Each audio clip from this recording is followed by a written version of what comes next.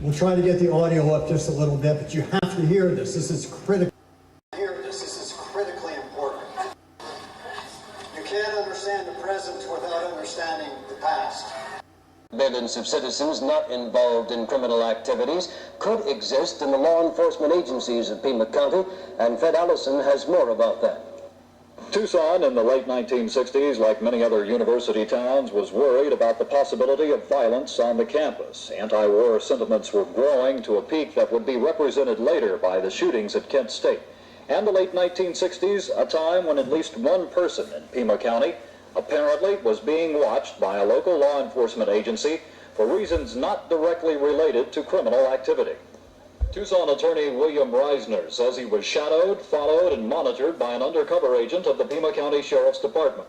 Reisner was actively against the war, but he says he doesn't know if it was his opposition to the war that caused him to be placed under surveillance.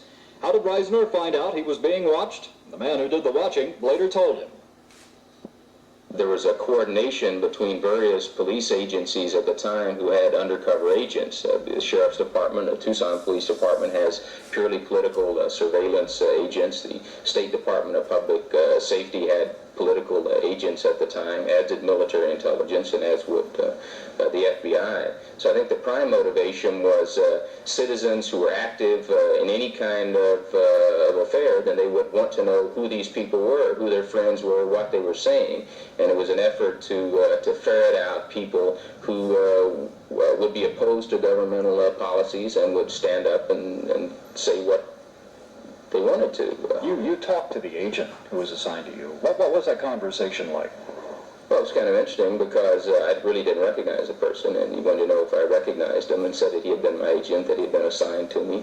And I asked him what his assignment was, if he was looking into criminal matters, was I accused of doing something wrong? And he said, no, quite the contrary. There was no accusation at all that I was doing anything wrong, no hint that I was violating any crime, but that they wanted to know what I was doing and saying. And I asked him, was I doing or saying anything wrong? And he said, no, as a matter of fact, he agreed with what I was saying. And there's corroboration of Reisner's story of being monitored by the Sheriff's Department. The undercover agent assigned to watch Reisner, no longer a member of the Sheriff's Office and not wishing to be identified. I was assigned to the university to monitor Reisner's talks, attend the rallies, and report on what he was attempting to do or say. Was there any particular subject that Reisner might be talking about that you were to pay special attention to? Other than that of causing violence, either on the marches or on the university. After the rallies, after the speeches, what happened? We would meet at the University of Arizona Police Department and report to the higher authorities what the substance of the talks were about. When you say we, were there other agents as well? There were. Also following Mr. Reisner? Well, they were assigned numerous duties. One of them was Reisner's talks. We would take turns. Are Conrad Joyner and Ron Asta justified in worrying about surveillance from the Pima County Sheriff's Office? The answer to that question may be in the answers to two other questions. Was there ever a system for watching and observing and reporting on dissidents in Tucson? If there was such a system, has that system been dismantled? For News on 9, this is Fred Allison reporting.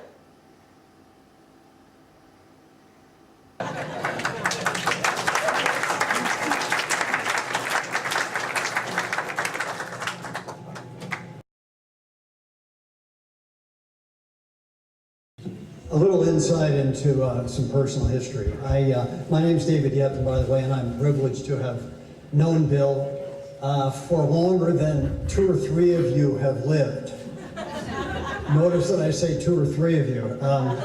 I met Bill in 1968 when I was trying to find someone who would join me in suing the mines for polluting in various places in Arizona, and I heard of this already famous attorney who had caused huge consternation at the University of Arizona for successfully overturning their traffic laws, and later on for making sure that female employees, janitorial employees, got paid the same as male janitorial employees for the same work. He was successful. And that's just the beginning of a list. I also have to tell you that Bill and I have traveled together. We've been in the deserts of Peru, Bolivia. We've been on Lake Titicaca together. We have traveled in the lowlands of Veracruz in Mexico. And of course, as many of you, we've been in Quino Bay. Bill and Susie and I have been there a lot. And I never have ceased to admire his ongoing insight into the social injustice that pervades the United States and its relation to the economic basis injustice of our society. And the two are always tied together. And Bill has taught me more, I think, than any other individual I have ever known. Through all of our travels, all of our lawsuits. I worked for Bill for a year, by the way. He was my employer for a year, and he treated me rather well. I mean, I had several complaints with the Equal Employment Opportunity Commission, but they went nowhere. But Bill is, as Susie once said, he is a gang of one.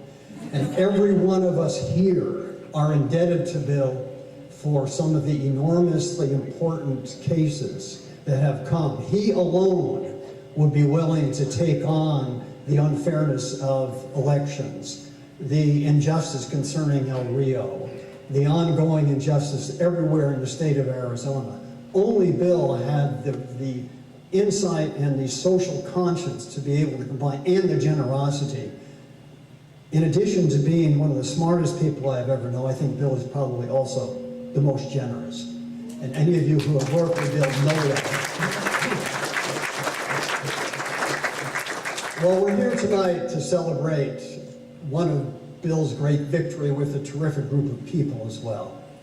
And to give you a little background on that, Ceci Cruz wants to come up and say how this all came together and give us this history of what we're celebrating tonight.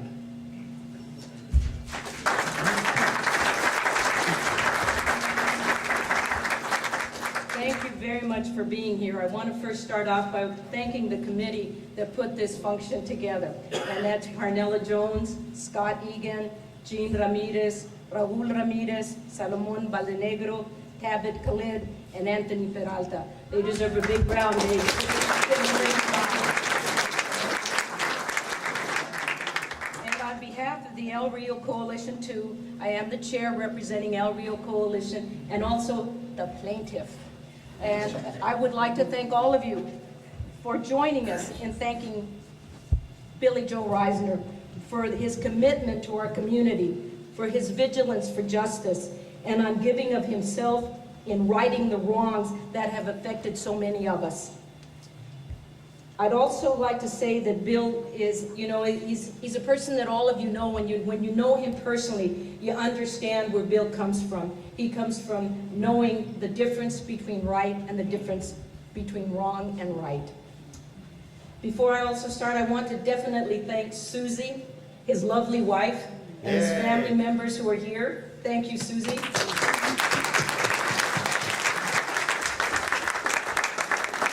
And also Ken Graham, his partner, and the staff that are here with us today also. Thank you. Because all of you know that without Susie, a lot of the work that Bill done, he would have not been able to do. So we owe a big round of applause also for Susie. Thank you again.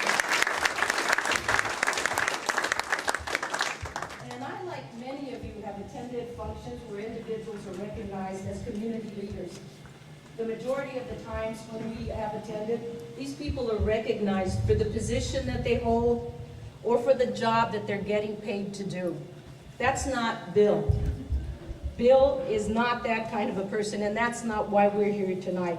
We are honoring Bill for the work that he does for the community and not his title.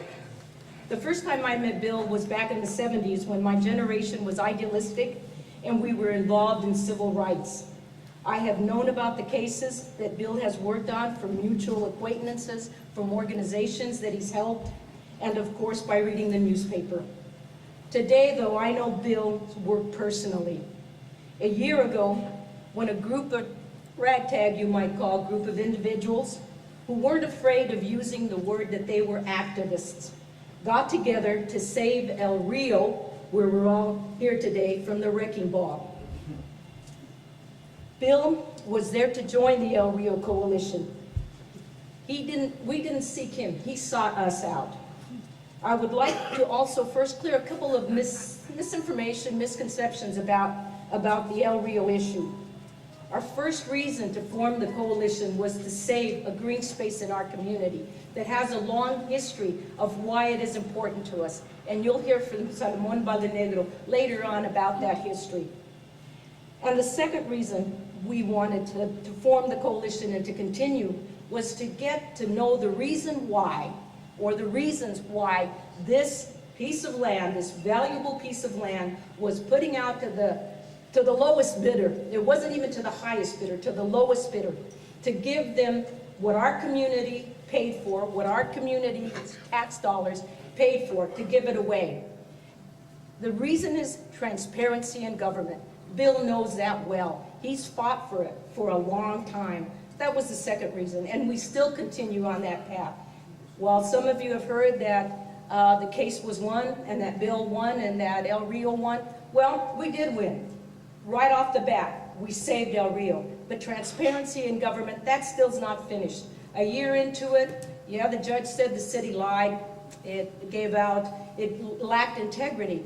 But when it came to awarding attorney's fees, which that in the law states that when you prevail, you get attorney's fees, Bill was only awarded not even a fifth of the time and amount of work and resources that he's committed to this case. It's been going on for a year, so you can imagine. We quickly got together and just went full force, knowing the way Bill works. It is always, as they say, balls to the wall, and we kept going. When our public records request was reviewed, Reisner believes to his core that government should be transparent was there, and we thank you, Bill. 1 year later even, Bill is still fighting for us. Winning the case, limiting attorney's fees, that hasn't played into the way Bill plays. He's still fighting.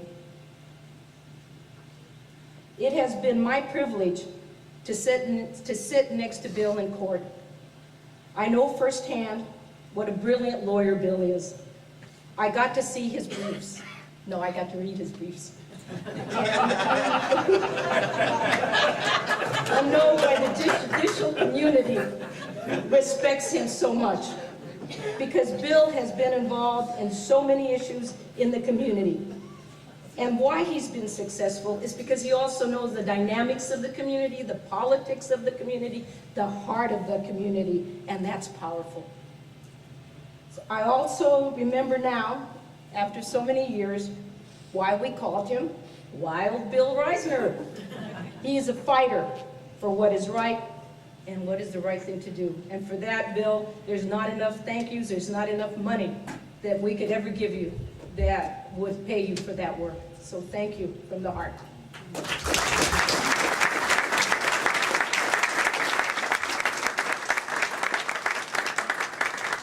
And now we have Sal Baldenegro, I think, who's going to speak about the first El Rio Coalition. Well, before Salomon comes up, I do have to tell you that I know these short people just wreck microphones everywhere. Thank you. I didn't meet Salomon, I think, probably until 1971. He doesn't know it, but I actually met him, I believe, in 1971 when he was still a student at the University of Arizona, undergrad. You don't remember that, Saul, but I do, because there wasn't anybody like him. And Saul has been through the battles and has seen the history as it developed, and no one can, I think, elucidate better the background of El Rio and its importance to all of us than Salomon Baldenegro.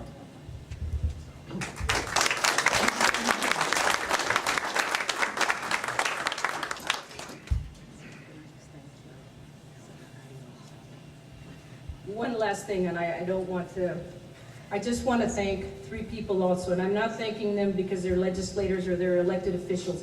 I'm thanking them because they met with us, they fought with us, they lent their name to the El Rio Coalition. They are members of the El Rio Coalition. They attended meetings, they went to the hearings with the mayor and council and those people are Bruce Wheeler,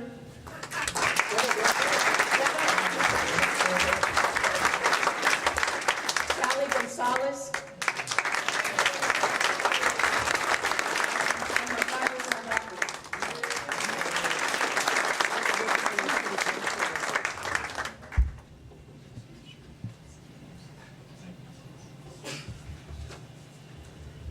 You know, this is a very moving experience for me, very symbolic for the reasons that I'm going to talk about in a couple of minutes.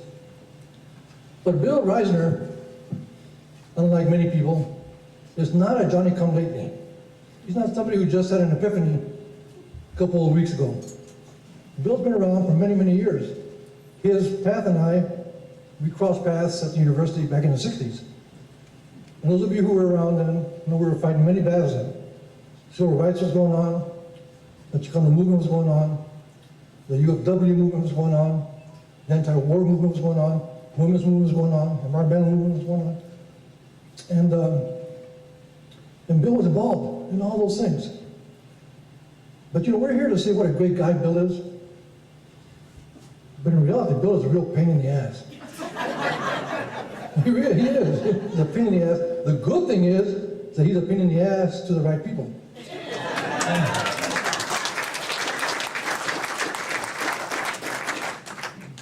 You know, Bill, when we were doing all the things at the university in the 60s, the president was a guy named Richard Harville. And some of you may remember him. Remember him? And he was not very friendly to us. He was always messing with us, trying to get us arrested, trying to disperse our rallies and our pickets.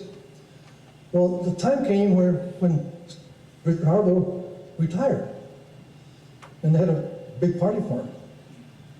And there was food, and at the end, there was going to be a cake. And the cake all of a sudden was missing. The cake was missing.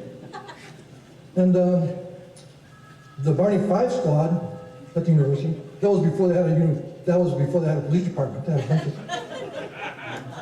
followed the trail of crumbs, and they came to this house where all the lowlifes and the mayhem gang hung out. And there's Bill Reisner with cake crumbs all over his shirt, frosting all over his mouth, and that's where the cake went. So no issue is too trivial or too petty for Bill to fight.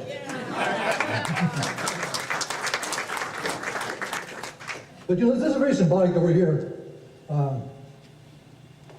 I was arrested right there where the bar is. This is where I was arrested, 1970, in August 1970.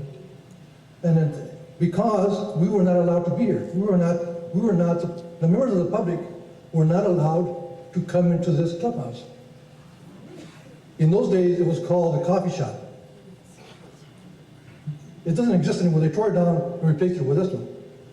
But we were arrested. This is a public course, mind you. The city owned it. And they arrested us right where the gentleman is by the bar. And guess who was one of the lawyers who bailed us out? Mr. Bill Reisner. Mr. Bill Reisner. He was all of 26 years old then.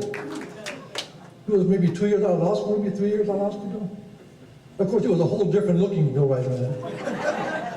His hair was still dark, and he was a relatively good looking fellow then. That was many moons ago, Bill. But Bill, at 26, mind you, out of law school, first out of law school, was already working on our behalf. Matter of fact, at that coalition, the oldest living member that I know of that coalition is Velia Morelos. Where is she? She's around here somewhere. Yeah, she's back there. She just celebrated her 93rd birthday. 93rd birthday.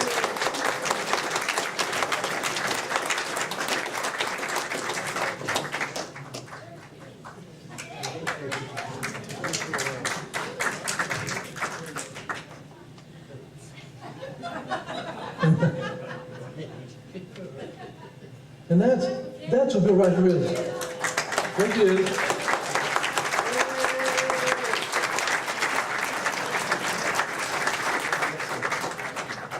Now, transparency in government seems like a very lofty phrase.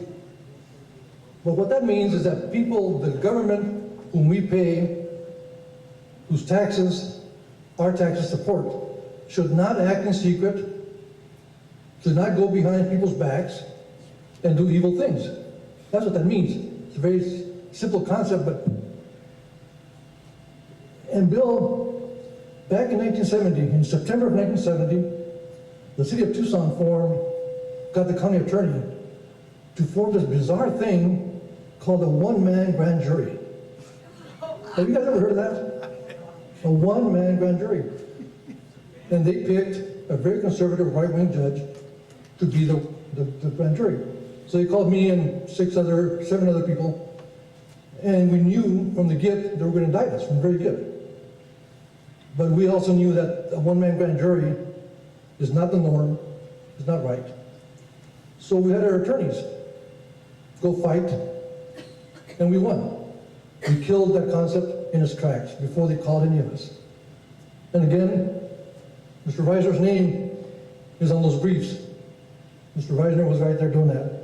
And then they came at us in another direction. They tried to indict us for felonies by having preliminary hearings on a Saturday morning at 8 o'clock.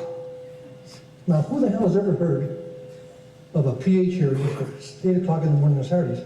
Now, the reason they did that is because they knew that we were going to be out here picketing on Saturday. So they figured that he got us in court on Saturday morning, our supporters would go over there to support us in court, and we would not be picketing out here. Then again, we killed that in the bud, we nipped that in the bud. And when you go read those briefs, you're going to see the name of Bill Reisner in those briefs. It says 1970. So now we fast forward to 2014, and we're back here at Del Rio, and whose name is on the briefs that Ceci read? Bill Reisner. And that's the man we're celebrating. But this man is not somebody who had an epiphany, who put his finger up to the wind to see how the wind is blowing. He stands for what's right, when it's right, and because it's right. And that's powerful. There's not too many people in this community who do that. And for that, I think we owe Bill Reisner one hell of a debt.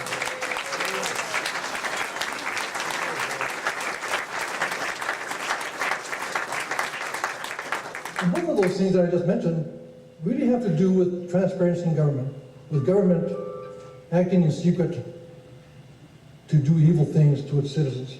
That's just not right. That is not right. And I think that those of us who are here, and many of us who could not be here, should be grateful that we have the likes of Bill Reisner in our midst, working on our behalf. And whenever we see him on the street, we should wave at him, smile at him, and thank him again, over and over again. He deserves it. Thank you.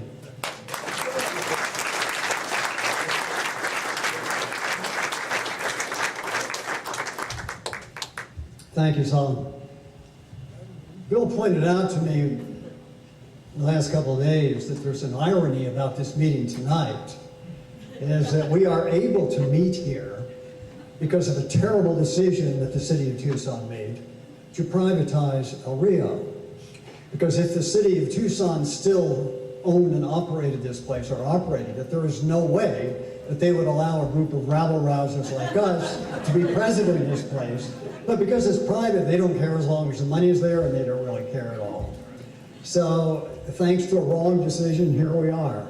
You know, the privatization is one of these shibboleths, one of these nonsensical phrases that you hear praised. If I can leave you with one fact tonight, I'm going to throw it out. It has nothing to do with El Rio. Privatization. Let's just talk about it for 20 seconds. No longer. In terms of the efficiency of administration, the most efficient provider of medical services in the United States is Medicare. An average administrative overhead of 3%. The average of the private insurance companies which control our lives is between 10 and 20%. There we have the efficiency of privatization. Thank you, City of Tucson, for privatizing, but just for tonight. The law on privatization is it reaches all of us, but Bill has always been heavily involved in knowing what the up-to-date status of various laws are. And I know that because I worked with him and watched him. But Bill has an interesting reputation among the legal profession. There are a number of lawyers who shudder at his very name even now. But even those who shudder when they hear his name have a sort of lingering respect for him. And there's somebody here who can talk about that. And he himself is quite a lawyer.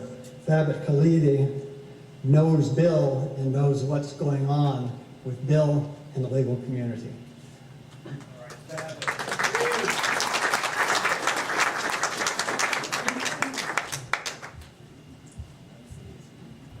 Well, my words are probably going to fail me because my words are already failing me.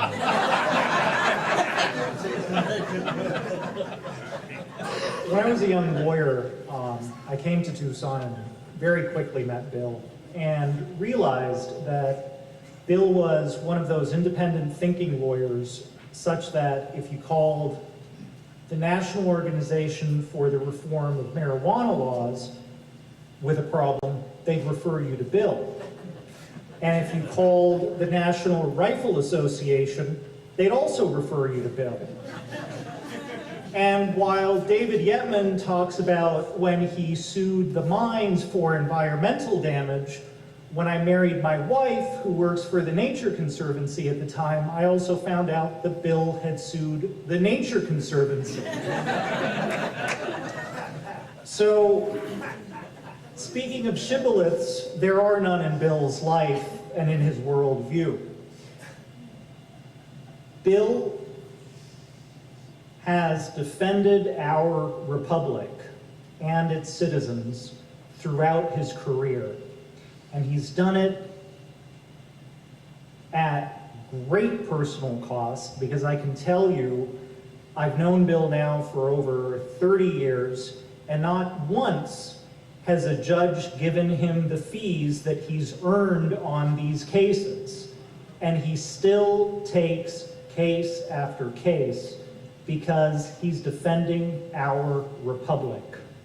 And for that, I thank him for being an inspiration to me, and I thank him for being the type of guy, and Corky, I'm stealing this from you, being the type of guy that you can be in a car with Bill for 5 hours, you're 20 minutes from your destination, and he'll say, you know, there's a nice road down here that I've always wanted to take. And you learn a whole new world. So thank you, Bill, for everything you've done for this republic, for us, and for being an inspiration to me.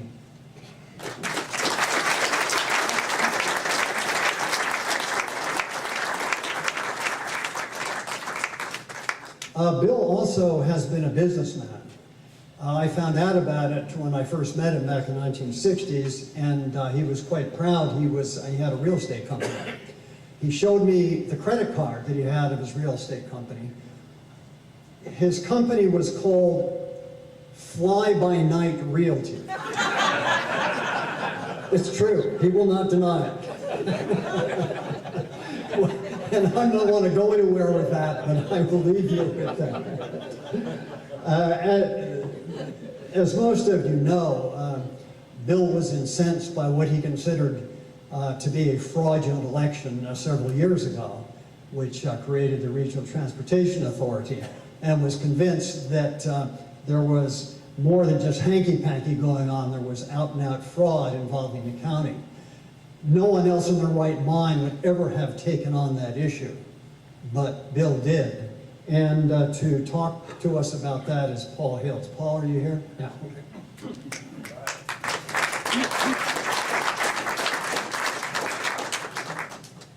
Hi.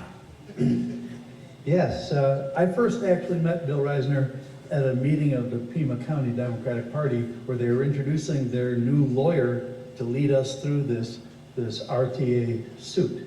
We were suing the county because their election division used this machine that could be broken into and change all the votes in an election in under 2 minutes. And it wasn't so much that people wanted to change the outcome of the RTA, the vote was the vote. What we wanted to do was have someone with some standing look at the method of casting and counting votes in the county. Well, it was going to be a long trip, but Bill prepared all the times we went to court. What was it, a year and a half, 2 years that we did the first round? And it was about $1.25 million that the county lost because, of course, they were right through. The interesting thing is, when I first went to Bill's office, I learned a couple of things. First, this was an attorney who didn't just work for rich folks and corporations.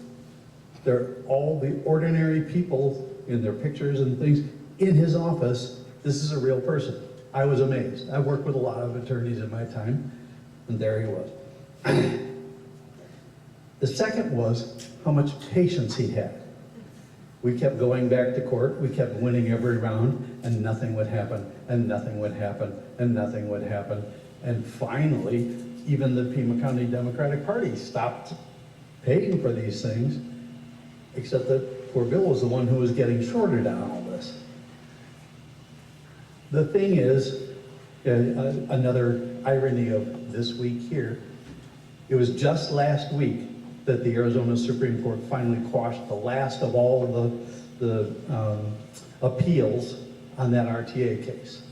So it's, what, 9 years, I guess, finally. But the other thing about the patience was that Bill also had the patience not just to deal with the city and the county and the Pima County Democratic Party. He also had the patience to deal with activists who had more energy than brains. As we would go through these round after round after round, I'm getting tired of this, right? The law should be on our side if we keep winning all these rounds and get something out of it. And he says, there's got to be a U.S. attorney. We tried the county attorney. That was no good. That's the person we're suing. We had tried the attorney general of the state. He found nothing wrong. Okay, there's got to be a U.S. attorney, I said. He says, yeah. The guy who's acting as the attorney for the county is the U.S. attorney that would handle this case. So he explained in very simple, generous terms to me, this was not a good idea. But it is the notion that he keeps fighting these fights. As I say, it doesn't matter who votes for whom if they're always countered by someone who already knows what he wants the outcome to be and will work to make it so. And it's that kind of fight that Bill keeps taking up, despite the fact that he gets paid, as they said before, about 1/5 of what he actually earns in these decisions. But he acts as a constant reminder to us. That Don Quixote fellow, we all need that. Because if you don't keep fighting that fight, as it says there, Clarence Darrow, if you don't keep fighting that fight, the bad guys will always win and it will be forever. So, thank you, Bill, for everything.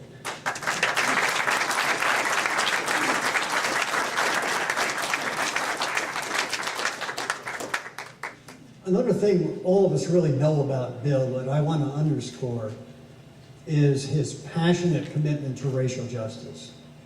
And it's not just something that comes from observing what's going on around him. Bill studies history. He is a real expert on the racial history of the Southwest, of Mexico. Bill is an authority on the Maya Indian civilization of the Yucatan. You want to ask about it, he will tell you. He studies in order to understand what we are seeing and what the history is.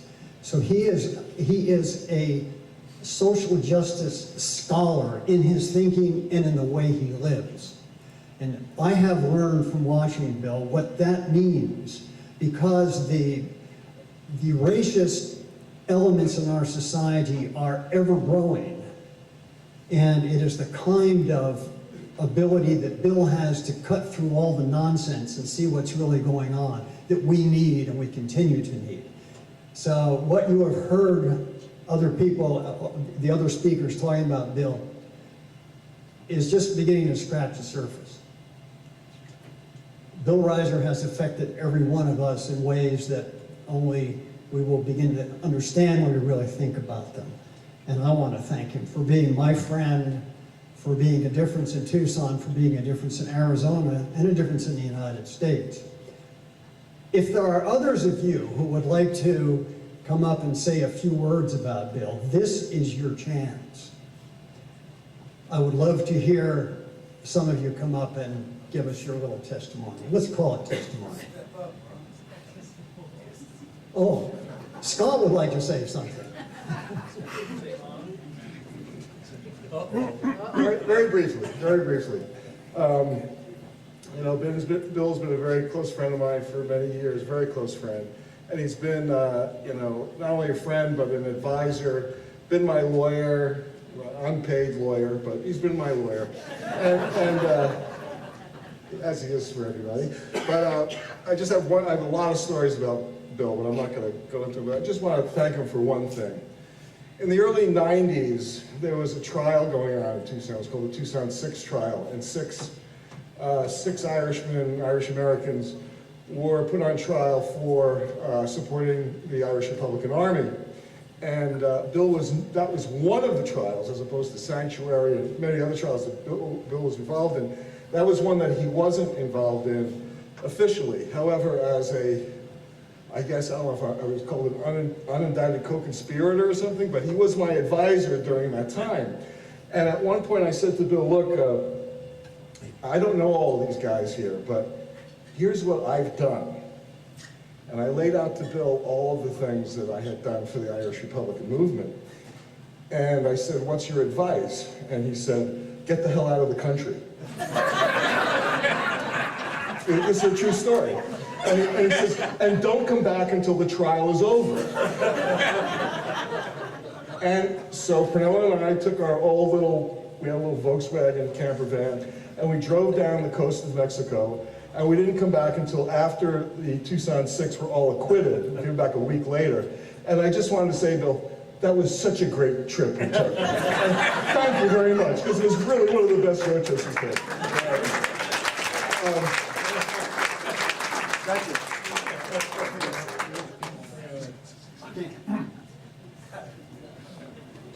I am reminded that there is a Republican here. And I know he wants to say something. Abel Franzen. Might be two. You better check with Edith and see what he else is saying.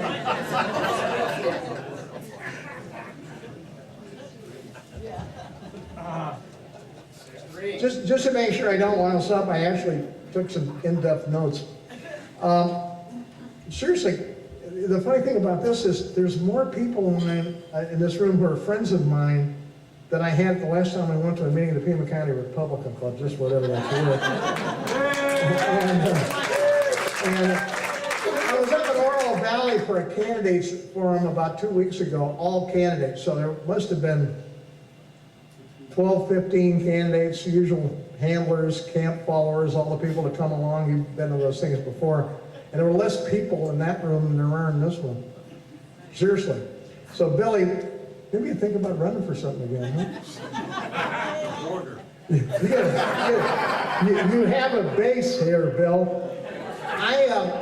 I first got to know Bill in 1974. That's about 40 years ago, Bill, when we were both on the same side of a actually rather fundamental issue, and it was called, we wanted to keep electing our judges, and the establishment didn't. And actually that strikes to a really fundamental principle, I think, that goes beyond parties and philosophies today, but the basic law is who shall govern. And we always thought if you're gonna have people with power, maybe we ought to get to pick them. Remember that one, Bill? Unfortunately, we lost that one, so some committee meets in a back room somewhere and decides who your judges are gonna be. And as Boss Tweed once said, just let me do the nominating, and I don't much care who does the voting. Anyway. We won in Pima County. Yeah, we won in Pima County. We won in about 5 other counties too. But what took us, of course, was for some reason Maricopa. Oh well. I finally decided what we should have just called the group we put together, which had all kinds of strange folks from all sorts of strange places. It would be the caucus of people who know the game ain't on the level. Let's see, just getting serious for just a minute. There stands a guy, says him at the moment, but there figuratively stands a guy, who had he wished to be a trial lawyer and just see how much money he could make at doing it, he'd be doing real well, don't we all know that one? And no one has given to principle of more of himself than Billy Joe Reisner. And it's honor, Bill, to call you a friend. Thank you.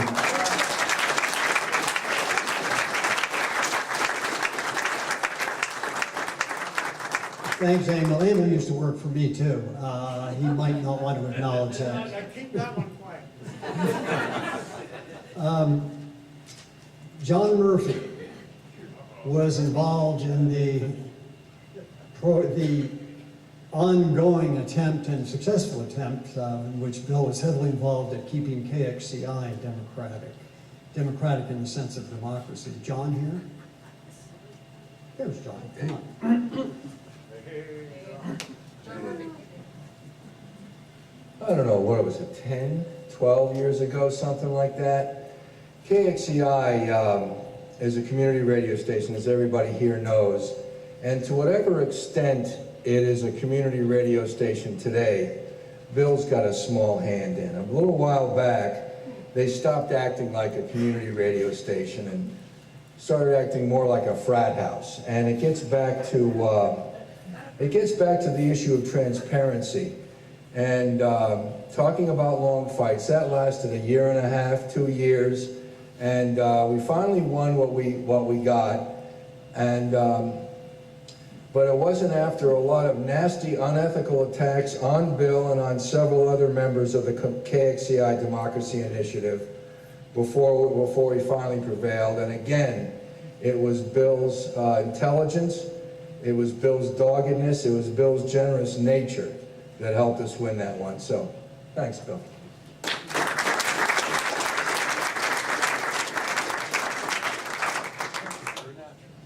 Margaret McKenna from Barrio Hollywood.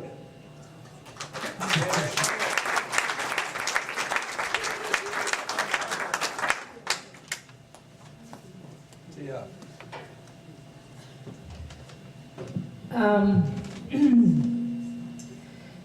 I really want to thank you from the bottom of my heart and from the people in Barrio Hollywood, because you gave us a voice with working with us with the coalition too, because there's no transparency when it comes to Barrio Hollywood. And you just helped us move forward with that, and we really, all the people in my neighborhood appreciate it. I'm no longer the president, but I'm the vice president. I can say whatever I want to, okay? So, there's never been any transparency while I've led my neighborhood from Ward 1, except when Bruce was there. Where are you, Bruce? Yeah? And thank you for helping us, because you really helped us, and you helped us progress with our fight in our barrio. We appreciate it. Thank you very much.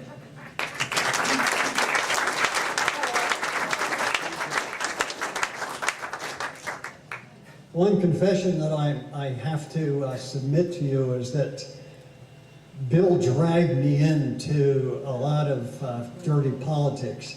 I was living an austere, isolated life in the Chiricahua Mountains, managing a summer camp in 1976. And Bill came up and said, Dave, you should come back to Tucson and run for supervisor, you'd win. And that was the farthest thing from my mind. but he's a persuasive young man. And against all odds, I came back, and I don't know what happened, whatever it was. Anyway, Bill, your responsibility for whatever it was. Would anybody else like to come up? Margot Gutierrez.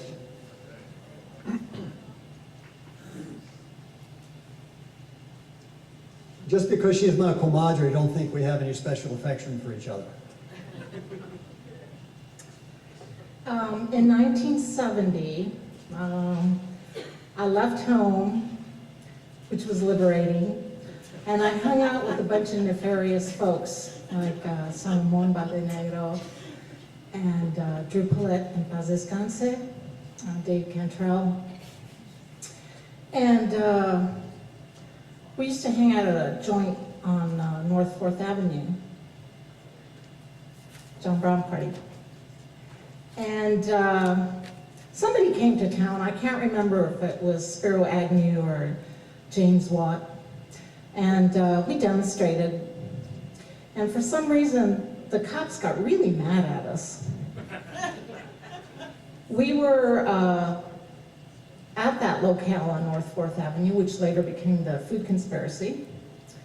And we heard through bullhorns that we needed to come out with our hands up. And we didn't want to do that. We thought for sure we'd be arrested. Bill was there with us, and he went out with his hands up. We closed the door and we heard a body slam on the window. Remember that, Billy Joe? And he negotiated our safe exit. So thanks for getting body slammed for us. It takes a lot of hits. And Milton still says, Billy Joe, that you're our lawyer. Thank you.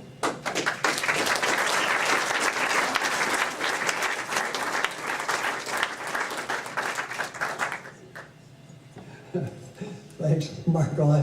I wasn't aware of Bill's body slam history, but now I am.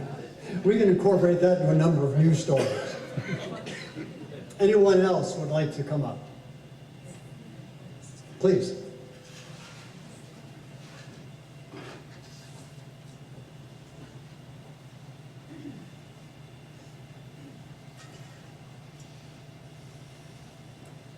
Good evening. My name is Blake Gentry, and probably most of you are my elders.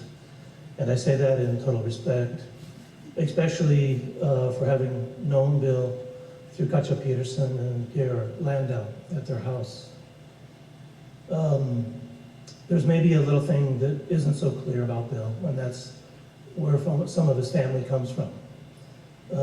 When I met Bill, I talked to him, and he told me that part of his family is from Kentucky, and part of my family was from a place that became called North Carolina.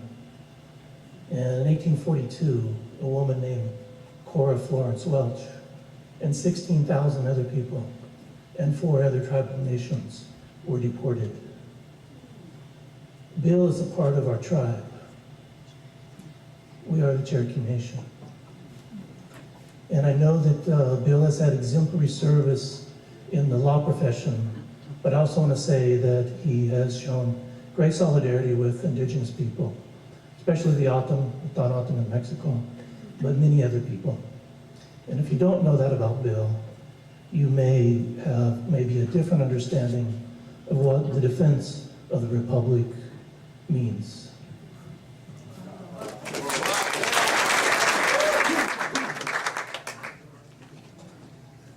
Boy, listening to all of this, I was trying to remember all the times that Bill has represented me in court.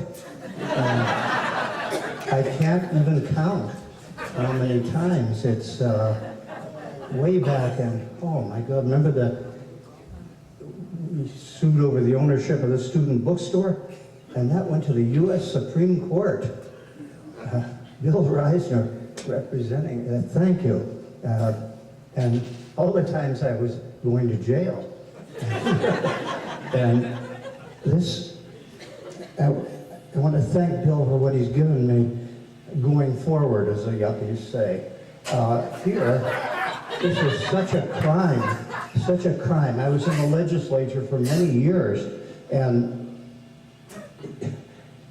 after the election, the ballots are locked in a box, and nobody can ever look at them. I remember there was a case, a friend of mine was running for city council, and she did okay, but in 2 precincts, she got 0 votes. We went down to the judge, and the city argued that she must have really been unpopular in those 2 precincts.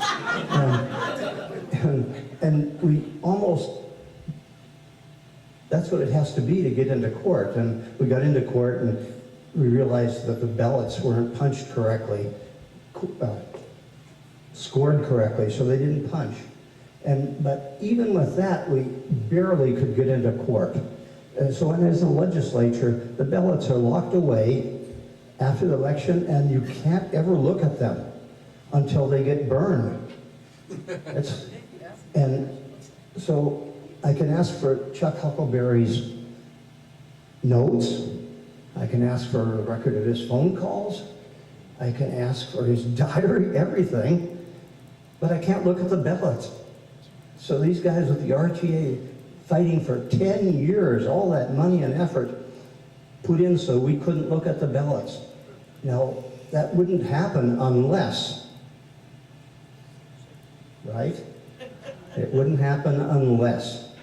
And we can't do anything about that unless. So looking at this, one person, a director of elections, can write a little program on those memory cards that nobody can ever see. There's no provision of the law for anybody to ever look at those.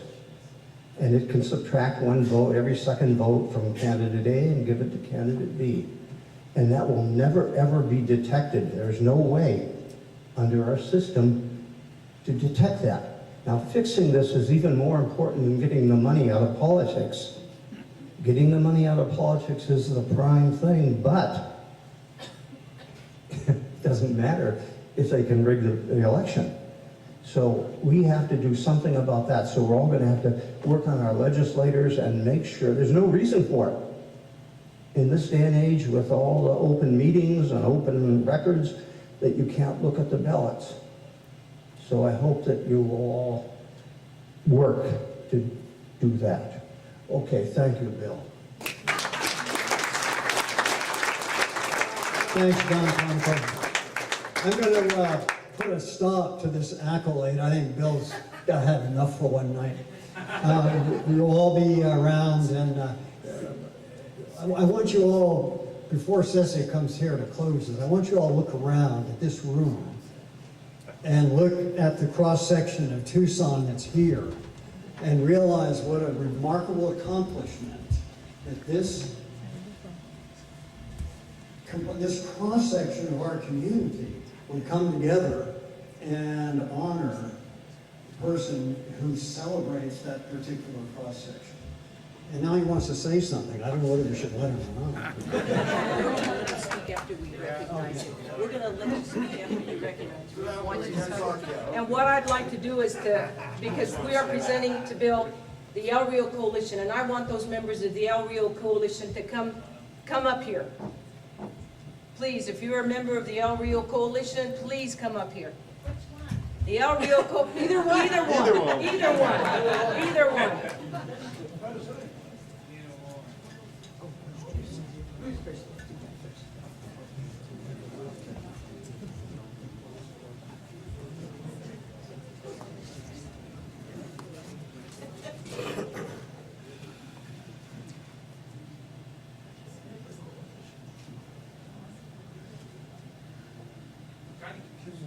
Macario. I'll take a picture for me.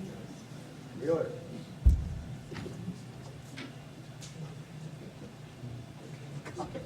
Big group. Susie, can you come up here? Yes.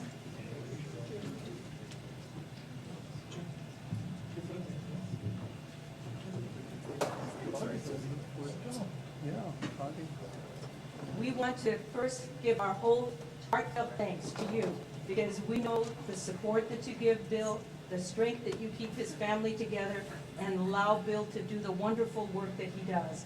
And for that, you deserve our heartfelt thank yous.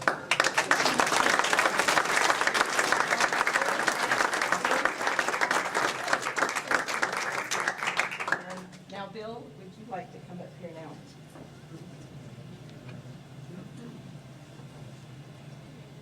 And Bill, we would just, this is just a little symbol, such a very small symbol of what represents what you mean to us. And it's right here. I'd like to read. El Rio belongs to the people.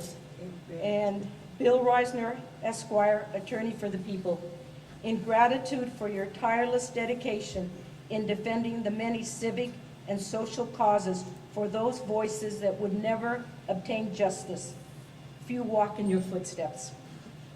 We could not have done this without you. The El Rio Coalition 2, June 13th, 2014. Thank you, Bill.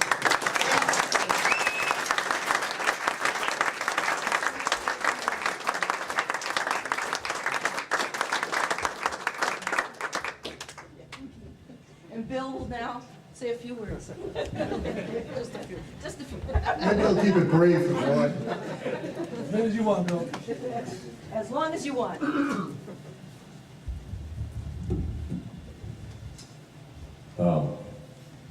First of all, thanks for being here. It's great being at a place where you got a lot of friends who say nice things about you. You know, people like Dave Yetman, who's made my life so much better in so many ways. As an incredible person who's an intellectual with a PhD, who wrote his dissertation on Wittgenstein, but has taught me about plants and birds and everything in life. It's phenomenal. But, you know, I want to take advantage of the people here that are as involved in the city as they are, and I want to talk a little about the case that we have, the public records case, where we were trying to find out and are still trying to find out the internal workings of the city when they came up with the idea and this transaction that this historical park would be sold really for pennies to a for-profit company. And we don't have all the records at all. I mean, it's absolutely amazing. This project was known as Project Study. And so we've been to court a lot. 4 or 5 times the city says we've turned over everything. Last week, for the first time, they turned over and said, oh, here's some couple hundred new emails that we finally asked the IT department to look for emails under the name Project Study, which, I mean, that's 1 year, and they'd never looked. The people who were in charge of the project had hard files that have never been turned over. The main guy in the project says, I gave him the next, couple of days after the request came in from Cecilia. I gave him to the lawyer, and he said, gosh, I've lost them. And they say that nobody else keeps files, and they don't make notes and stuff like that. You know, that is, the brazenness of all of that is just astonishing. But if we can set that aside, the interesting thing is the Grand Canyon University, through TRIO and stuff, they came to Tucson, and the story was, that we see in the records, is they said, we want a large piece of land cheap and below market value. pretty cool. I mean, I think others might like a large piece of land, cheap, you know? And the city then got involved in what they call negotiations. But, you know, the fundamental thing of anybody in a negotiation, or the fundamental thing if you're selling or considering selling anything you have, is first to determine what's the value of what you're selling. What's the value of what you're giving up? And in these records, there's nothing about the city determining the value. The entire process by the city staff is they say, gee, there's a constitutional provision in Arizona called the gift clause, and we just can't give it to this private company. So how are we going to get around the gift clause? The city's got, you know, like 21 little things where they give you, you don't pay this tax, you don't pay this tax, you don't pay something else. They look at those things. They say, gosh, you know, the city, there's an ordinance, we have to do an appraisal to market value. We can't quite do that. So they get a guy, say, look, that beautiful golf, you know, what we're seeing outside that window, at least when the, you know, light was still up there.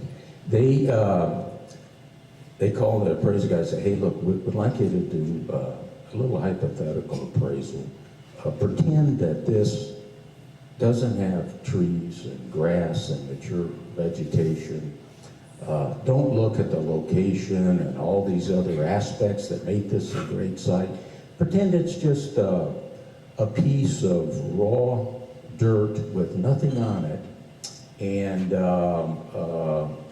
you know, and there's another piece of land somewhere that was like $3.5, $4 a foot. You know, maybe you could use that as a comparable. These guys come back with something that's like, you know, a fifth of what the price is. They figure out all the goodies that they could give them. You know, and that's something they do. But nowhere in those records do they say, you know, what's the value of this as open space? They put in there, and the manager puts in his letter, he says, you know, the west side is short on parks and green space, so if we make a deal, you're going to have to work with us to get this, you know, by the public.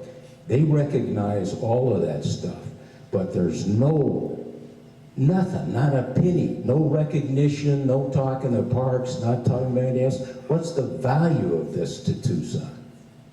Nothing in there. And that's something that we all, it's a problem for all of us, because that's the rot that's in City Hall, because the way they do business is, what can we give these people without consideration of what are we giving up? What's the benefit to the public? You know, it is mind-boggling. And, you know, all these records, the key stuff of who's behind this stuff, we don't know now. Maybe, you know, we'll never know.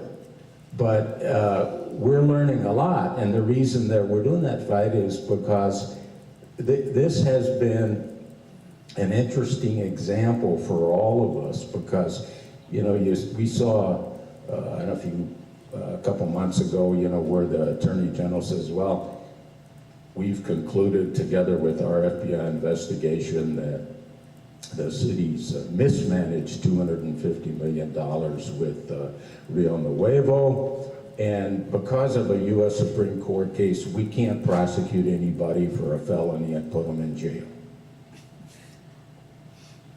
And the city said, well, that's the end of that. Let's look forward. You know, it's like what you see in Washington. Let's move forward. And this is part of that moving forward.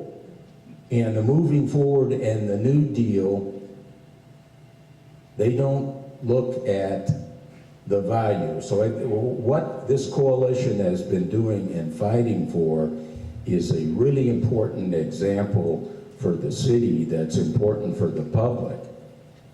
And of course, we all live in Tucson where we don't have a media, we don't have a newspaper or anything, and you've not seen a word about this in any newspaper, and you won't, because it's up to us to make, you know, these guys do what they're supposed to do, and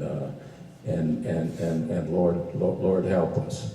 And I'm thrilled to be here with so many and hug so many great people that have been in so many fights, because you're talking about fights we were in years ago, and if we had time, there's a lot of stories. It'd be a lot of fun, but I've been, you know, trying to just, like, I'm on my second beer at school. I'm trying to go with this. So thanks a lot. You know, personally, I'd like to hug you all again, so thanks.